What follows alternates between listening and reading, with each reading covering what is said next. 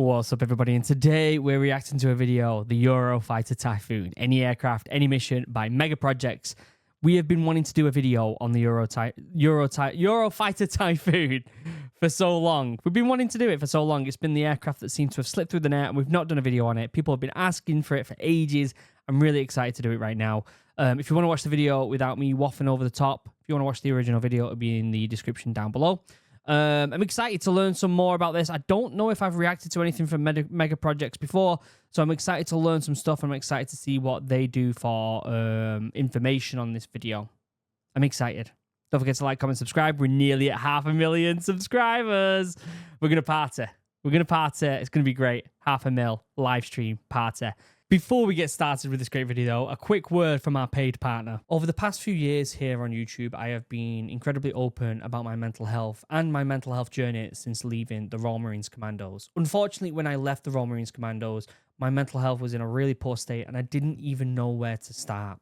Luckily, I found BetterHelp that has given me tools that have helped me in my darkest days. BetterHelp connects you with a therapist that's there to give you professional, unbiased advice. If you go to the link down below, betterhelp.com/originalhuman, you can sign up today.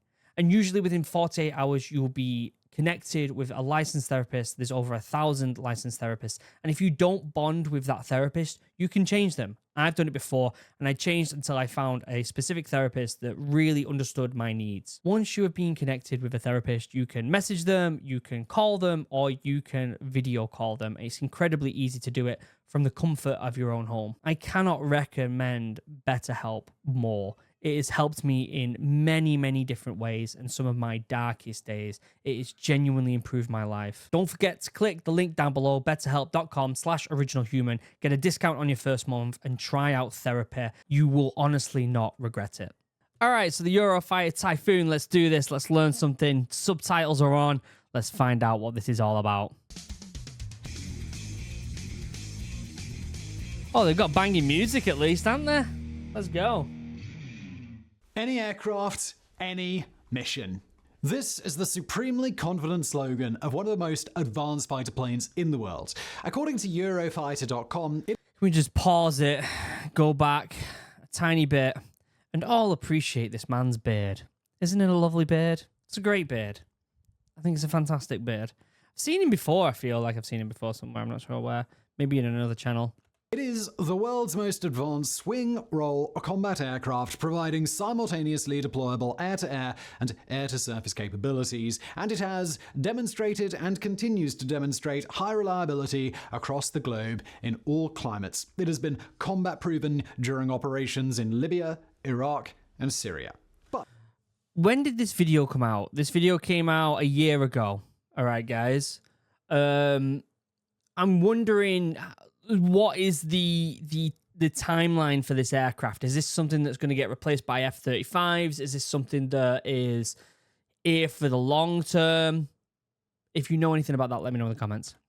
just exactly what is this incredible aircraft, and how did it come to be? Well, today we're going to answer those questions as we take a look into the past, the present, and the predicted future of the Eurofighter Typhoon.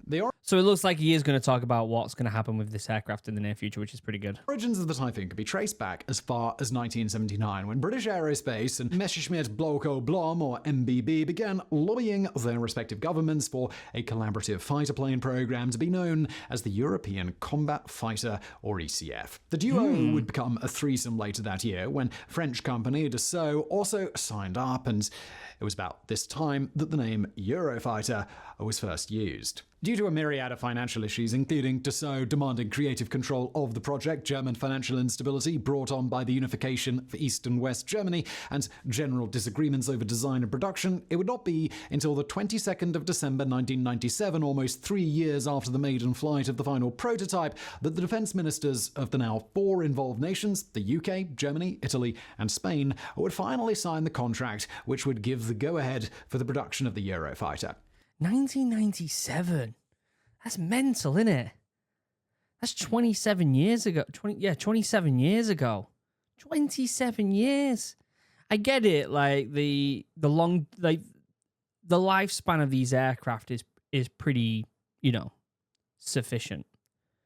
But like, if you think about the difference in technology, 1 second, let me Google something real quick. 1997. One last thing, because this is going to blow your mind. Okay. In 1997, people were still playing on the PlayStation 1. The PS2 wasn't even out yet for another 3 years. The PS2 wasn't even out for another 3 years. So you can think about the technology that's changed from then to now. Obviously, this was the go-ahead to do it. So let's say, I don't know what he's going to say, like 4 or 5 more years, maybe, right?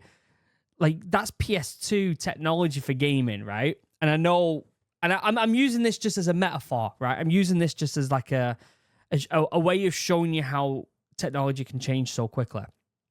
We know that military technology is way more advanced than anything that civvies get when it comes to phones and PlayStations or gaming devices or computers or whatever. Excuse me. And so we know that it would be more advanced. But if you think of the jump in technology between 1997, when the PS2 wasn't even out yet, to now, 2024, when the PS5 is apparently going to get a pro version because they've got even more technology. Do you get what I'm saying?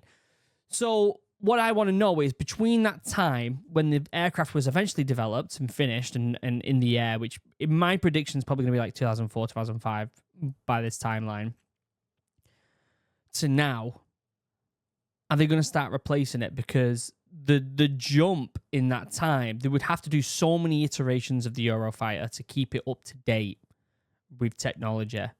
And I know technology is way different than anything else that you can even think of when it comes to aircraft, right?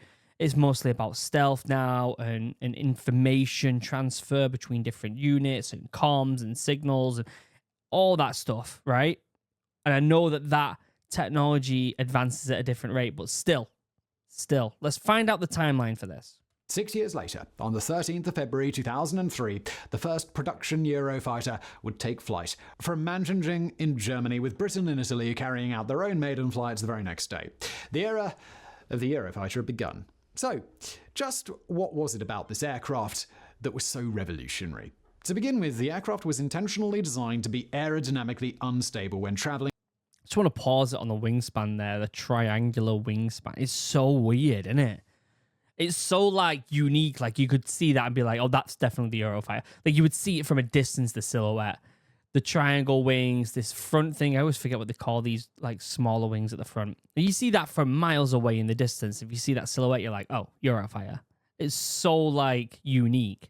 At subsonic speeds, and actually requires an extremely sophisticated computer system to assist the pilot in maintaining level flight. Although, at first glance, this may appear counterproductive, it actually provides a number of benefits, the most important of which is the ability to perform highly complex aerial maneuvers when traveling at supersonic speeds. It does seem like it can maneuver really well. And I don't know whether that's them front wings, because what was the other one we watched recently? It was the Swedish one. I forgot the name of it. It's got a weird name. Doesn't that also have it? The Swedish one. I forgot what it's called. It's made by Saab. It's like a mix between the Eurofighter and an F-18. It just has them wings at the front, and it's known for its maneuverability, right? So does that help? Is that what's doing it? This enhanced maneuverability is made possible because once the aircraft breaks the sound barrier, the center of gravity actually shifts towards the rear of the craft, meaning that it's far more maneuverable at higher speeds. In addition to this, the instability actually considerably reduces air resistance, which allows the Typhoon to maintain supersonic flight without the use of afterburners. Wow. This considerably reduces the aircraft's heat profile, making it more difficult to detect, which is also an extremely desirable trait in any military aircraft. This prolonged supersonic cruising is all made possible by the two EJ200 engines, developed specifically for the Eurofighter by Eurojet Turbo GmbH, an international consortium consisting of MTU, Rolls-Royce, Avio Aero, and ITP Aero. Rolls-Royce have been making aircraft engines for years. They were in the Lancaster bomber, weren't they? They've been doing them for years, Rolls-Royce. They know what they're doing when it comes to engines. They really do. Engines are each capable of producing 13,500 pounds force of thrust without using afterburners and 20,000 pound force with afterburners on. This extraordinary power gives the Eurofighter a top speed of 1,515 miles per hour, or approximately twice the speed of sound. Perhaps surprisingly, these engines were not just designed with speed in mind, though. Constructed out of 15 fully interchangeable modules, they're considered easier to work on and repair than engines on other aircraft. That makes a big difference. Like so at the end of my time in the Royal Marines, I ended up going to be a driver, and we worked on vehicles, and they had this new vehicle in, and I remember them talking about modules in it and how you can. I wasn't working on them and breaking them apart, but I was like maintaining them to a certain degree, and one of the other things we was doing as well was we learned how to waterproof them so that we can go into water. But it was always like, oh, this is for this, and it was very like structurally simple for us to be like, all right, we're working on this, we only need to concentrate on this part here. Like, it was very modular, and I think in that sense it's a very well adapted bit of kit for the military, because at the end of the day, you got to imagine how many people are going to train on this, right? So breaking things down as simple as possible makes it so much easier to maintain. Not only that, it makes it incredibly easy to upgrade. It's a big thing as well. Integrated health monitoring and life cycle monitoring capabilities also make fault diagnosis and detection of potential future issues far less time consuming. Yeah. Although these engines are among the quietest in their class, making the Eurofighter a comparatively silent aircraft, they are by no means actually quiet. Whilst carrying out research for this video, we actually spoke with a former senior aircraftsman, or SAC, and he had this to say about the time he spent refueling the aircraft. My job was aircraft refueling, and on one occasion, I was doing something called a hot refuel. A hot refuel is when you go out, drag your hoses out, the engineer turns up, and the replacement pilot turns up. The aircraft lands, maneuvers around where you have your hoses, the pilot jumps out, the new pilot jumps in, and the aircraft gets refueled and then takes off again.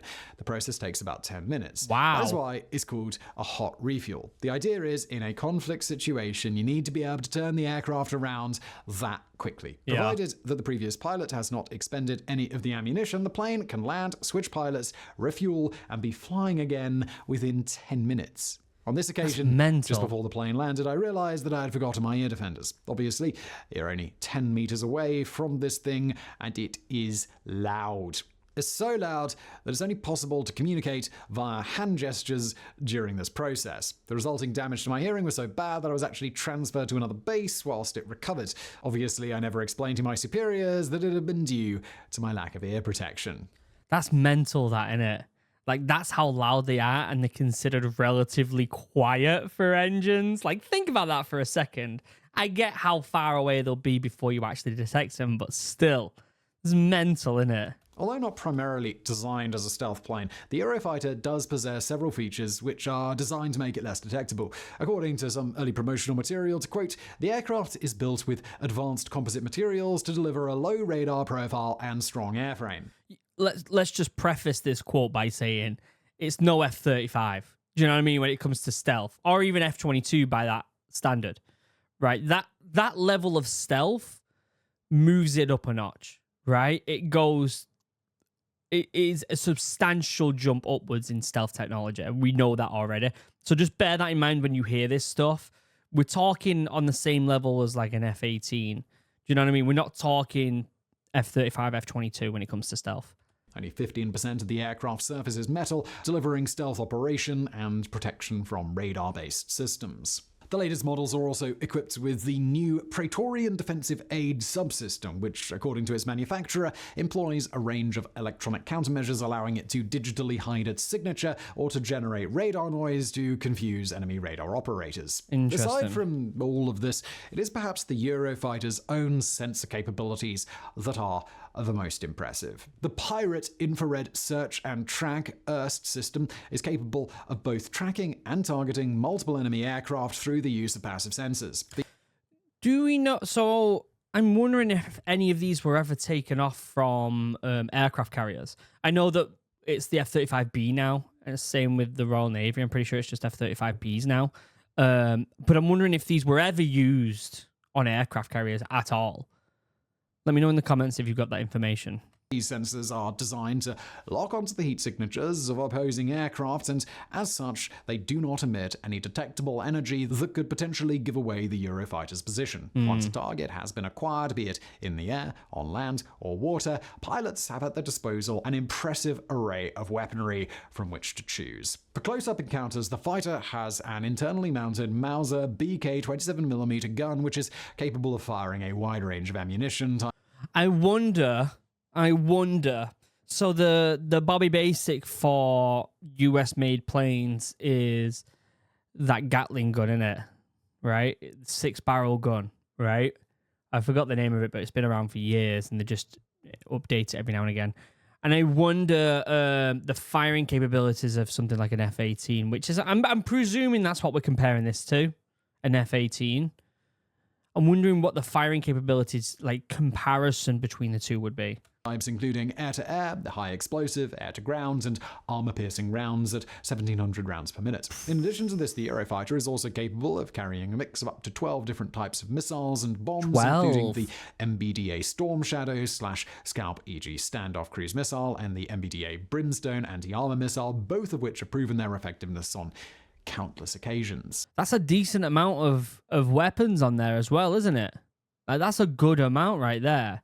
Now, on paper, this is all very impressive. Yeah, it is. How effective would this weapon system be in a real combat environment? Between 2003 and 2005, the Eurofighter Typhoon was introduced into service to general acclaim. According to one Italian pilot who participated in Eurofighter air patrols during the 2006 Winter Olympics, the Typhoon is in a different league. Nothing I had flown previously could have possibly prepared me for the incredible speed and agility that this aircraft is capable of. God, I would have loved to have flown these things. Why did I go in the Royal Marines and not in... Why was I not a pilot? I guess I wasn't smart enough back in the day, I don't think. I just wasn't switched on enough, I don't think. But my God, the thrill of flying something like this would just be unreal, wouldn't it?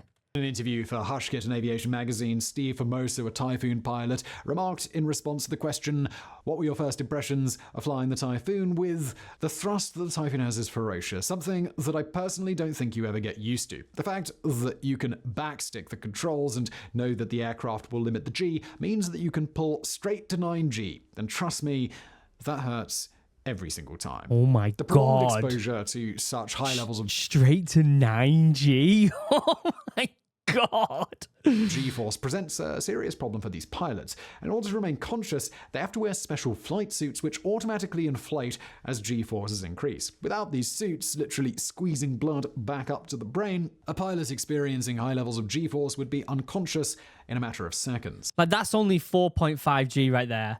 And he can go up to 9G.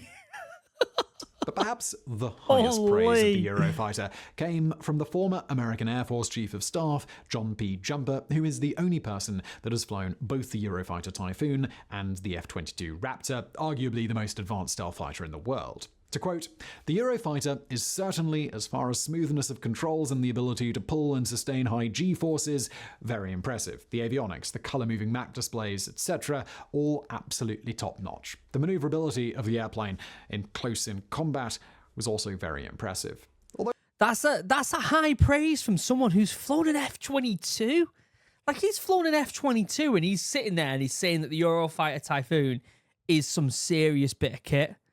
Like, that's some praise, that. Maybe I should stop thinking of this as more of an F-18 and more of an F-22 when it comes to aircraft. Let me know what you think in the comments. as previously mentioned, the Eurofighter has been successfully deployed in Libya, Iraq, and Syria. Its main job, in the United Kingdom at least, is as a QRA, or Quick Reaction Response aircraft. A team of Eurofighter pilots is on call 24 hours a day to respond to any potential threat. According to the gov.uk website, in an article from 2012, Quick Reaction Response operates out of 2 separate bases in order to maximise efficiency. Lushaz generally covers the northern sector, while Coningsby provides QRA in the south, which includes looking after London and events such as the Olympics. Southern QRA transferred temporarily to RAF Northolt in West London during the Games to add to the mix of military assets, ensuring their safety. Yeah, I'm sure that's constantly been questioned on where that base should be and just keeping an eye on current events and what's going on.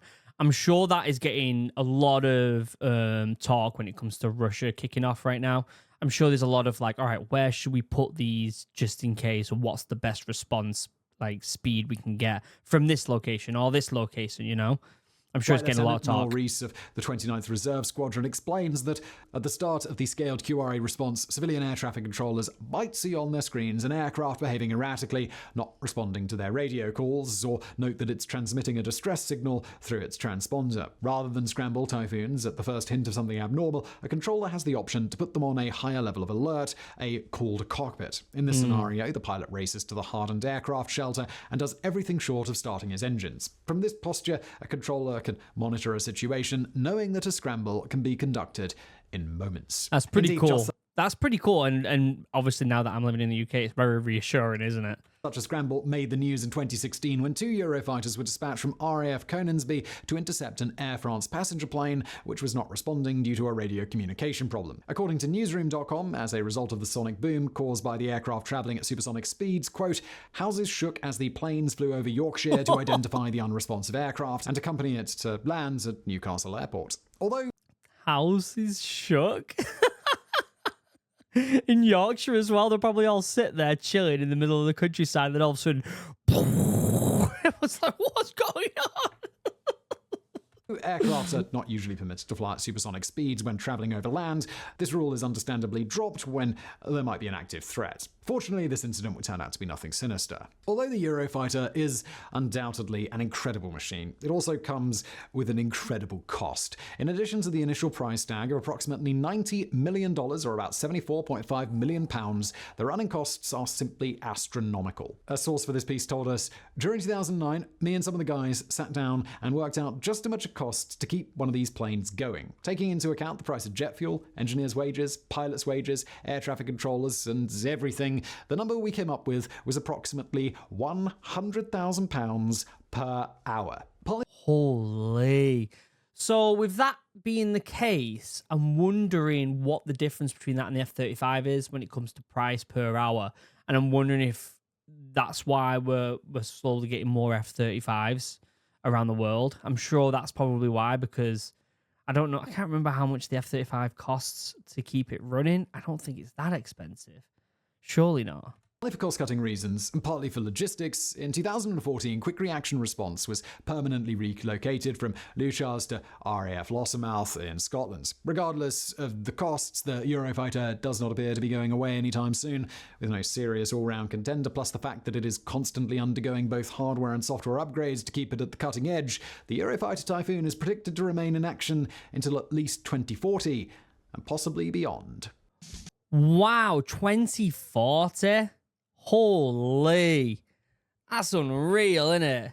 Yeah, I'd like to know what the thought is between that and upgrading to something like the F-35. I really would. Or if they're just going to skip the F-35 when it comes to certain quick reaction stuff and then maybe look at what 6th gen aircraft's going to come out. Do you get what I'm saying? Very interesting. I didn't know that much about the Eurofighter. I feel like it's impressed me way more than I thought it was going to. Either way, great video by Mega Projects. I'll leave a link down below to the original video if you want to go check that out. Don't forget to like, comment, subscribe. We're so close to 500,000 subscribers, guys. 500,000. We're going to have a party. It's going to be great. It's going to be great. Be there. Subscribe if you haven't already. And until next time, I love you all.